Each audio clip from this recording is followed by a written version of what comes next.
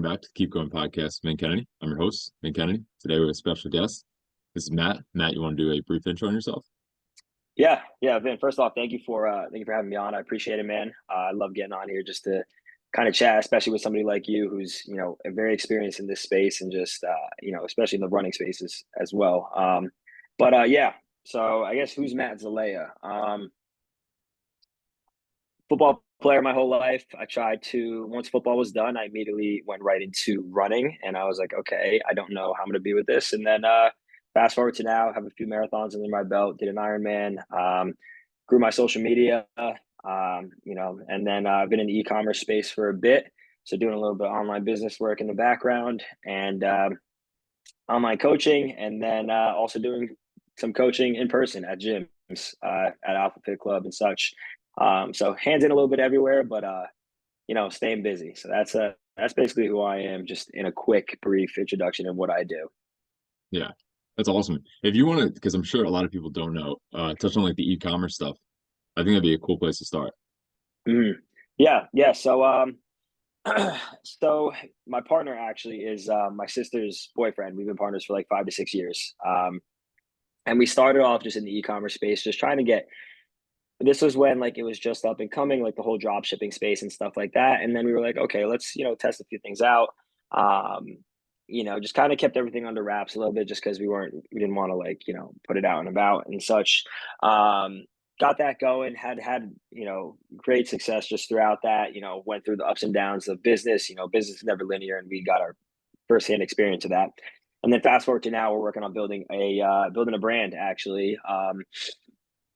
I'm not going to disclose too much information, but just because we are getting the ball rolling right now, we're in the logo design phase. So we brought somebody on for that. And then we're both very excited. We're very passionate about it. And it's once I want to say within the next few weeks is when I'll probably start going public with it. But that's kind of a quick timeline of it from where we started to now. And I mean, the experience I gained throughout this of just whether it was organic posting on my side of just pushing products out, or advertising or creatives, or just just the whole business world. It learned a lot, and now we're applying it to something that we're both passionate about, and I'm super excited about that. That's awesome. And yeah, I'd be curious because I feel like you're very similar to me as far as like I don't outside looking in, like it's very unconventional. Like I go into somewhere to make money like probably a couple times a week, and outside of that I'm kind of just like doing a ton of different things. But I'd want to ask, like, how do you personally navigate that? And how do you find it? Okay, so how do I navigate the space of Like the freedom within it, as far as like, because the entrepreneurial lifestyle really is kind of what it comes down to. yeah, no, absolutely. It's I guess just like for me, the option of, and this is not to knock anybody that's in a secure 9 to 5. In fact, I envy anybody who does have a secure job that they love to do. If you're doing what you love to do, I envy you, because that's one thing that they don't prepare you for coming out of college, is that you're going to get into these jobs, but 80% of them you're not going to love, So, and the one thing I told myself is I just can't see myself, even from as a kid, I couldn't see myself just kind of sitting down and working all day. That just was me. So that, when you take that out of the equation, so that's kind of what's going on in my head. When I take that option out of the equation, it's like you put your back against the wall to now you're full force into this entrepreneurial space where you're forced to make connections and fail hard and learn from it, and then double down on what went wrong and then fix it. And because when you have that safety blanket of like, okay, I could always go back to this other job if it doesn't work out, you're not going to go all in on it. And that's kind of where I was at with it. And I just told myself, it's not me, it's not, and again, not knocking anybody that is in a secure job. Again, I don't talk down on that at all. I'm not that type of guy. But once I took that safety blanket away, I was like, I gotta figure out, you just gotta find a way to make it work. And navigating the entrepreneurial space is tough because everybody wants to do it now. So you gotta be careful who you talk to. And then they might be, leading you in a different direction that you thought somebody else would lead you in. So it's, a lot of staying on your toes. And my biggest piece of advice is just know who you talk to, know what they know, like know of their experience. And then obviously I'm a fan of mentors. If no mentors, then just go everything at 100%, because you're going to learn if you just take those steps. If you just keep going, you're going to keep learning. A lot of people get stuck in the analysis paralysis phase, which I was stuck in for a while. And you don't learn anything there. It's you're real once you get thrown to the fire, that's where you're going to learn to cope with it and figure it out. So my biggest thing was just taking that step and just going with it and seeing where it takes me. So that's kind of how I navigate that area of just the entrepreneurial world in general. Mm. No, absolutely. And the way that like fitness and entrepreneurial like lifestyle kind of mingle is crazy. And you hit a different couple points there, which just like first off, consistency is just gonna just be the overarching thing that will get you anything you want in this life. It might take longer than expected or longer than you want, but it's gonna come. And the other side of it too, I wonder if it's because, and again, I was a police officer, so I'm not knocking anybody either. Mm, Like it's definitely like if you could find joy in the 9 to 5, I think it's almost makes your life like in a form more simple because you don't have to be all over the place or trying to sort out a ton of different avenues for income. But I wonder too if it's like the standard we hold ourselves to with fitness translating into like not being able to settle in the workspace. And I think as great as that could also be, it could also be a detriment. Like I've seen that even mm. in like romantic relationships where it's like I personally think I can't settle. Not that the person isn't at whatever, but they just weren't my person. So for me, not being able to settle also makes me not be able to almost accept what I have or be like grateful for what I have in some degree.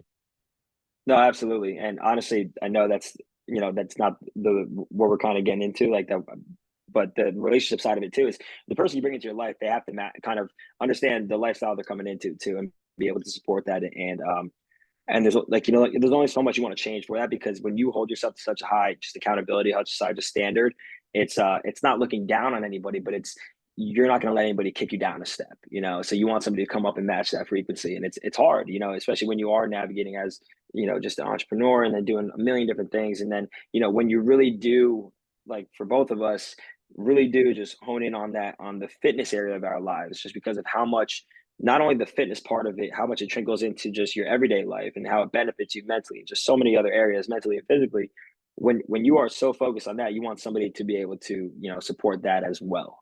So and that's it's tough. It's tough to find that too, because you got to have somebody understand the way you're thinking and all that. And a lot of people think, oh, you just love running, you just love lifting, this and that, but it literally affects your entire life, for the better, obviously. And some people just can't see that. Sure, it's so true. And something I definitely want to hit on, because I know we're getting into the fitness stuff for sure, Mm. but the social media stuff, kind of like how did that take off for you? Did you expect any of the growth you've had, and how do you currently navigate it? Yeah, no, great question. I get this question often, and so my job in the e-commerce space when we were doing, working with drop shipping and then created, we had a brand, shipping out of the US. It was we kind of built it up into something. This was in the past. My job was the organic side of it. So making products go viral and just finding those hooks and this and that. And then I was like, why don't I just try to take everything I learned and just apply it to myself? And then I started with ice bath videos.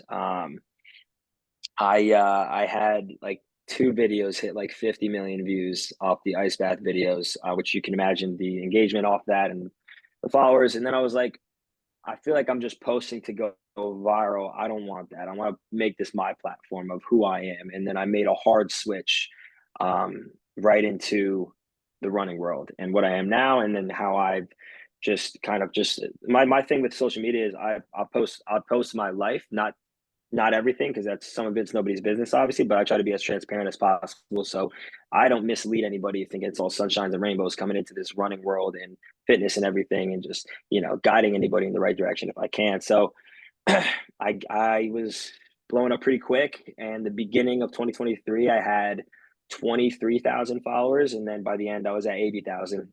And now I'm at 92. Yeah, and we're slowly climbing. I'm expecting to hit 100 within the next 2 to 3 months, I want to say, unless a video takes off. Who knows? Maybe if I hit a sub 250 and it's a good video, maybe that'll happen. But the goal is not to climb these followers. It's just I post the content. I have stuff. I know certain ways to make the content work, but that's just subconsciously. I'm not like posting to go viral. I'm posting to just hit as many people as I can for a positive impact. I don't want to just to be a dud and just go out there and people see it and scroll. I want people to engage and actually like have questions about what I'm posting and this and that, so make it, add a lot more depth to my content in a way. And that's what I've developed over time. And it's never going to happen right away. And that's one thing I realized. I was trying to do too much in the beginning. And I'm like, I just got to post what I know to post, what I'm comfortable posting, and then branch off and then find what works outside of that. Yeah, absolutely. And what's some advice you would have to someone kind of just starting in social media? What was that? What's some advice you would have to someone that like kind of wants to start their own brand in social media? Yeah. If you're not posting at all, my biggest piece of advice is post. It sounds, it's just straightforward. That's the only way to, your first video is never going to be perfect, no matter how you try to make it. It's never going to be good. No, I'm not going to say it's never going to be good. It's never going to be what you're going to be at in the future.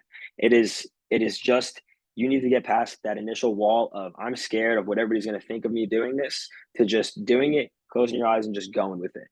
Once that first one is done, it literally, the sigh of relief after that is just, it's crazy. When I first started posting on Instagram, it was my sophomore year of college, once I was done playing football, and I was just posting motivational videos. And I remember the first one I posted, sat my camera up in front of me, and I took so many takes of this video.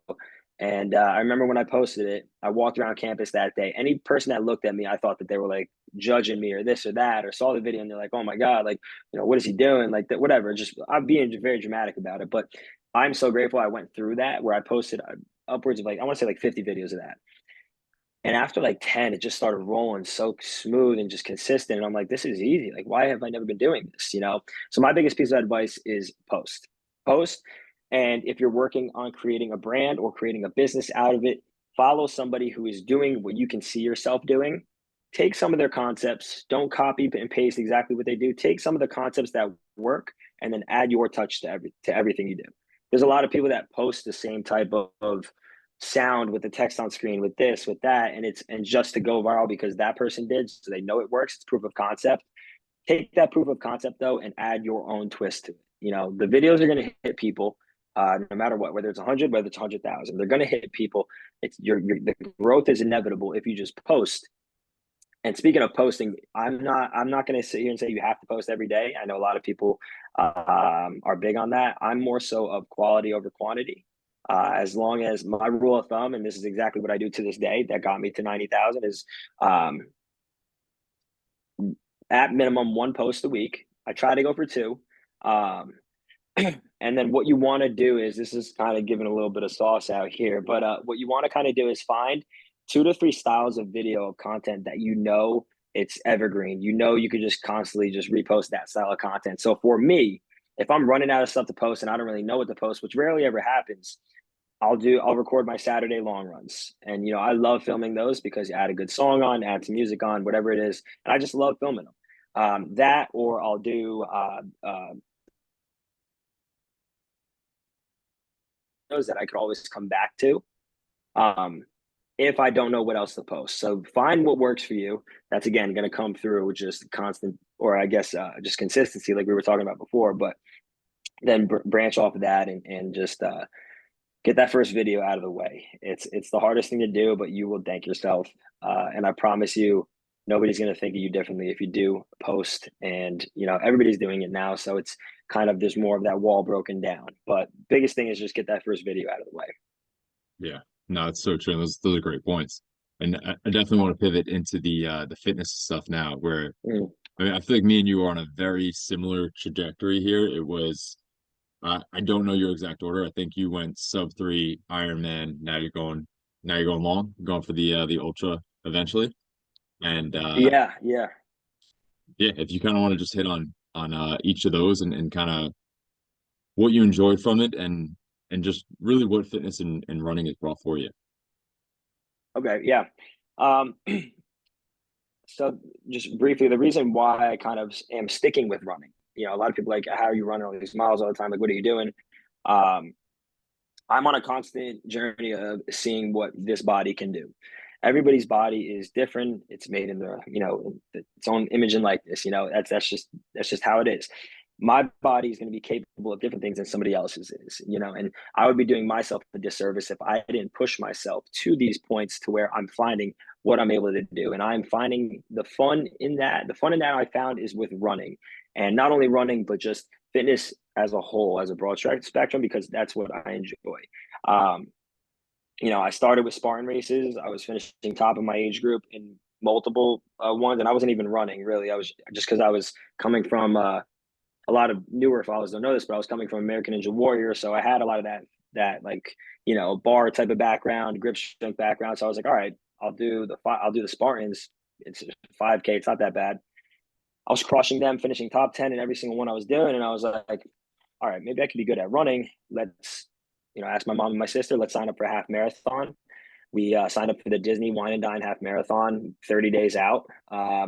No coach, no training plan. I ran 3 miles, 5 miles, 7 miles for 4 weeks. And then, and every run was at race pace. I didn't know what easy pace was. This was in 2022, I think, or something like that.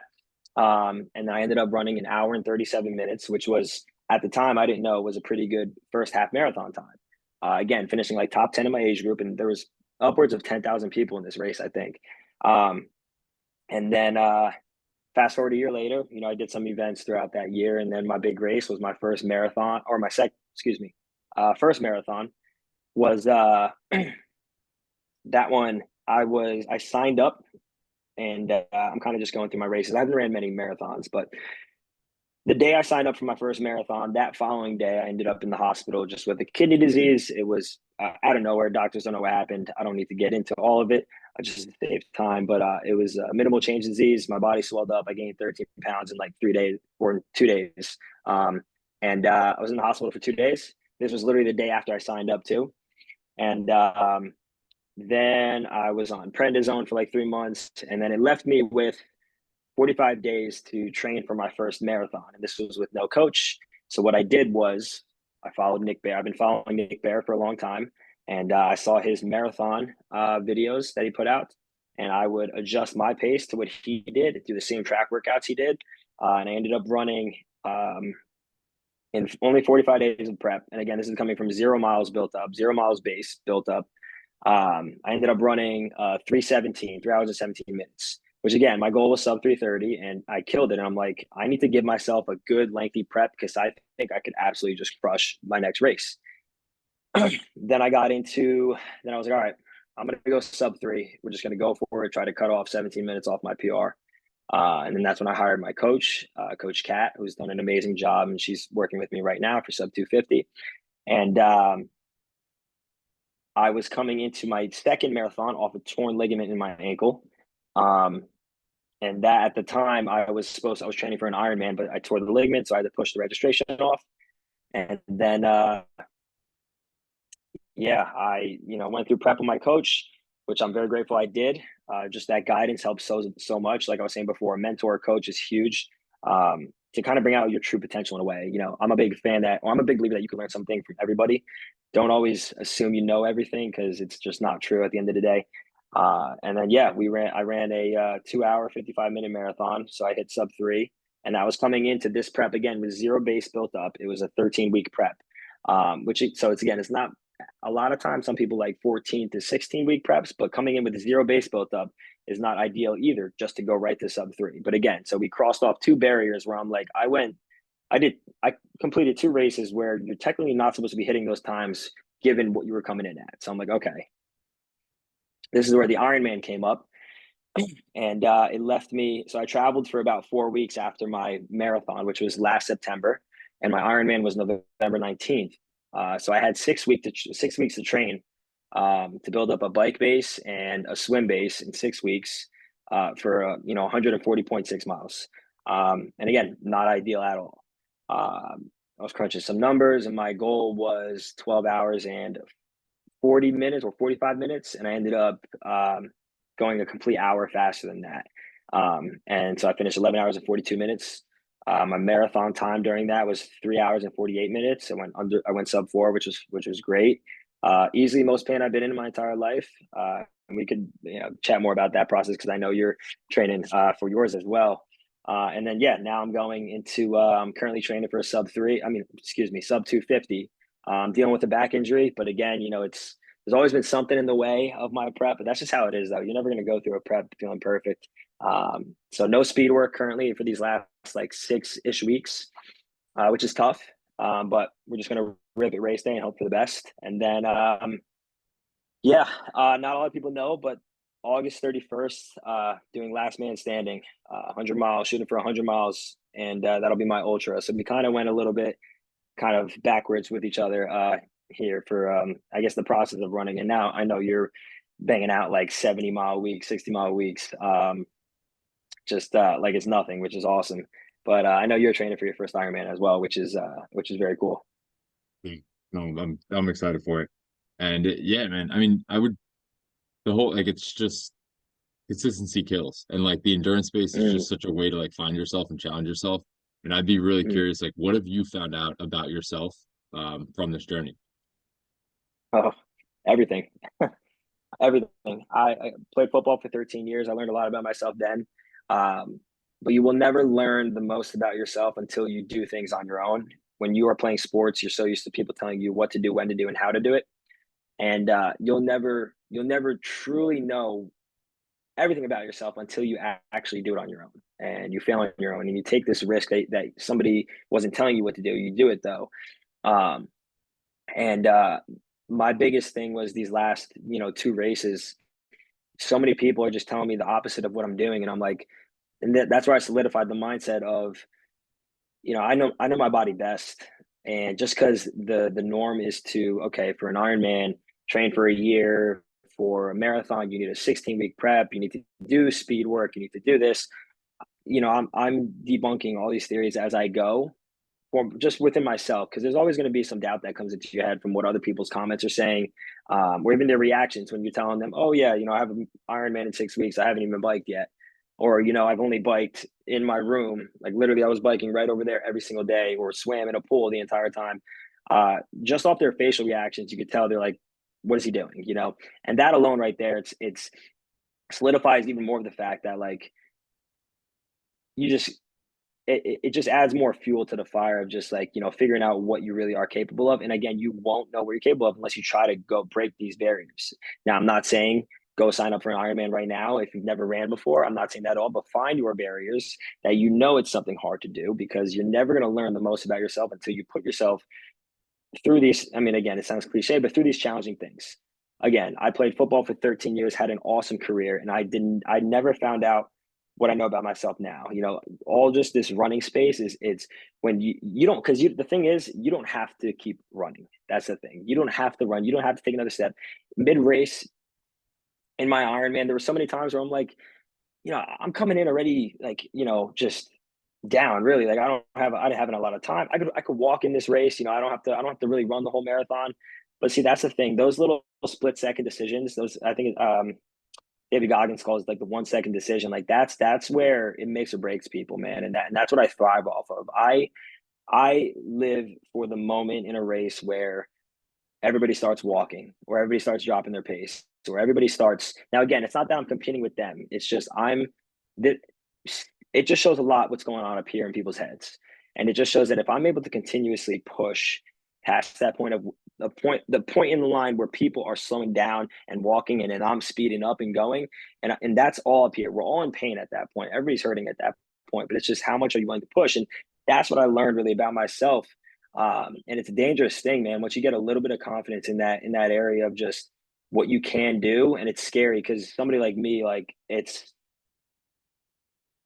I feel like I honestly after my Ironman, I felt like I could fly, man. Like I felt like there was nothing that I couldn't do.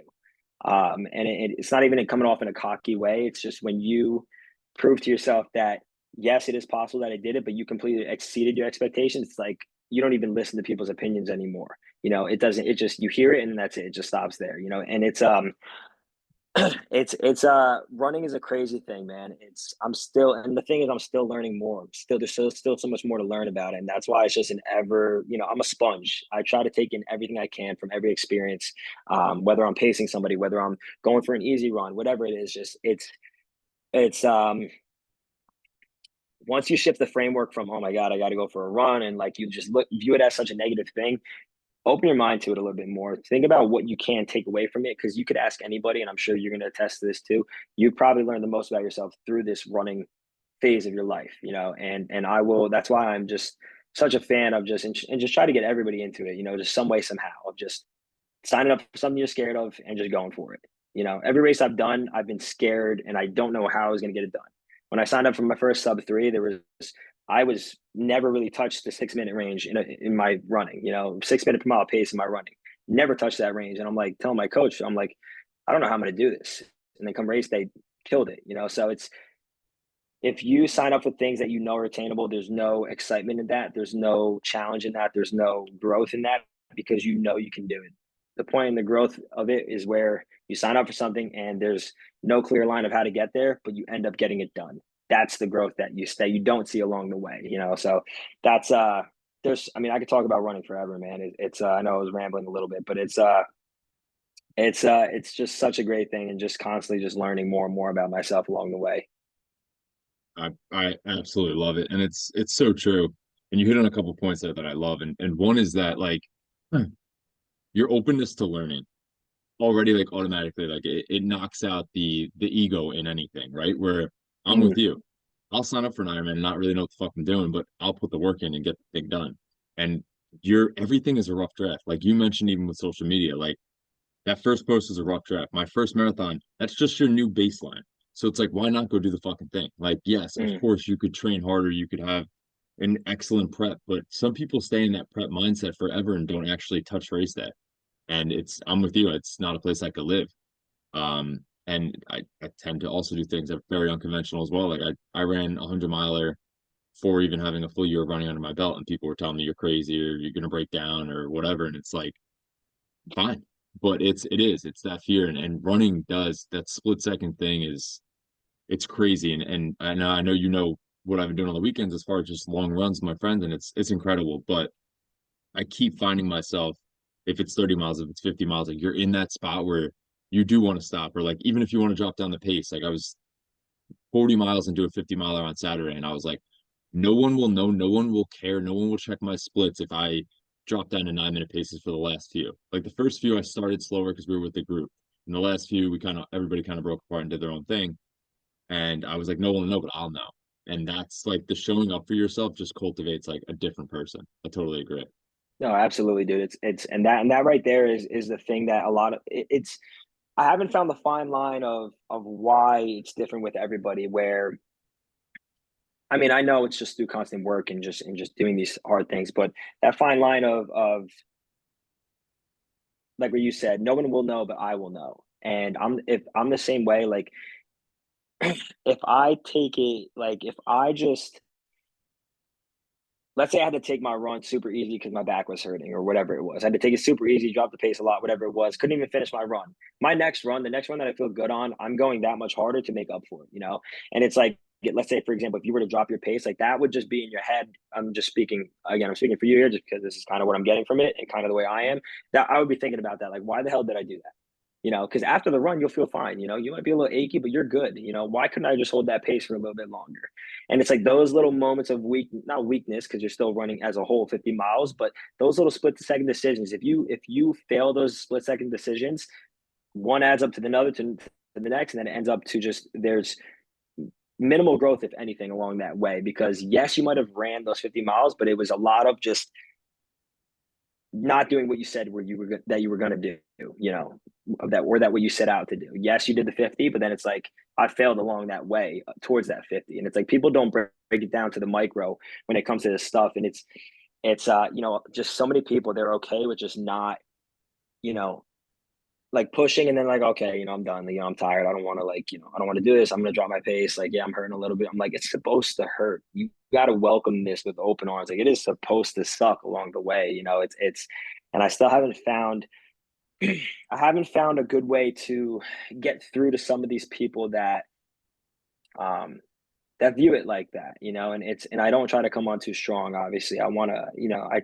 handle everything with care when it comes to this because I don't want to scare anybody away from this space, but it's I don't know. It's been something I've been thinking about a lot too of like why that happens. I mean, I know for me, from doing all these hard things, I developed this voice in my head and it sounds crazy, but like during the Ironman, this voice came out of my head where one side of me was like, we could walk right now. Everybody else is walking. Again, you didn't even have I didn't even have a pacing plan for the marathon part of it. I just know I wanted to finish a little over 4 hours. But there's a part of me that said, nope, if you hold this pace, you're going to go hours, and we're sticking to that. And I'm like, all right, we're going. And that just kept going back to that voice. That voice just kept popping up anytime that split second decisions came up where I'm like, okay, we'll walk. I'm like, you know what? Can we take another step? Am I going to die? Nope, we're going. So it's, I guess it just comes back to just doing those hard things, man. That's really just what it is. You cultivate the mindset, and there's no going back. And Mm. the last question I ask everybody is, what keeps you going, man? Oh, um, what keeps me going? The I guess similar to what I said before, I look at it, uh, obviously every day is not guaranteed, so that's why a big reason why I will push harder than usual with certain runs, certain lifts, certain workouts, whatever it is, because God forbid I don't wake up tomorrow. I know that my last day, I pushed in everything I did, and I did the best I could. Um, it all goes back just to the idea that God gave me this one body to just figure out what to do, find what my purpose is, and find what I'm meant to put out into the world. And right now, it might not be running in the future, but right now it is running for me right now, and that I'm using running just to really just find the most about myself. And that's what keeps me going. Because there's when you just are stuck on that growth part of it where it's like there's no end in sight to this journey of what my body can do. I don't even see the light at the end of the tunnel of what my body can do. And that's the excitement of it because like I'm checking off these races, I'm doing these things, and I'm gonna look back once I'm done running, whatever that is in the future, of this long list of things I've accomplished along the way, just because I stuck to that idea of what can this one body I have do. I'm not going to come back in another life. I'm not going to be given a new body. This is the only one I got, and it's different from yours. It's different from my family. It's different from whatever. So why not just stick to that idea of how far can this body take me and what can it do along the way? And that may look different for everybody, but that's just what I tell everybody. Whoever asks me that question, that's exactly what I tell them every time. Is I'm on a journey of just finding my gifts and what I'm capable of along the way, what this body can do physically, really. And something I think you'll get a kick out of that I think of now is I have a nephew. He's gonna be 2 this summer, and I Mm. tell my sister like I'm gonna set such a fast PR that this kid is so fucked. Like he just will never touch it. Like, and that's just like another fun way to like Yeah, gamify it. no, absolutely, absolutely. It's funny you say that. I literally was talking to my mom, and I was like, just the mindset of it. I was like, every day, when I have a kid in the future, whenever that is, not anytime soon, every day I'm gonna race my kid until the day they're old enough to beat me, and just that mindset of just like, setting the tone right away, and just but it's so crazy though. Just doing these actions though, it's so many people that are looking up to you that you don't even realize. People that won't vocalize that they're actually watching you, and it's motivating them. There's more times than not, there's more people watching that won't say a word than people that are watching that will. Because a lot of people's pride and ego get in the way where they don't want to give these people credit. But if they didn't see what you were doing, they wouldn't have maybe signed up for a race and went for this or did that. So that is another idea that's kind of stuck in my head. That I know there's a lot of people that don't vocalize anything, but they are in a way counting on you. Just even if it's in the smallest way.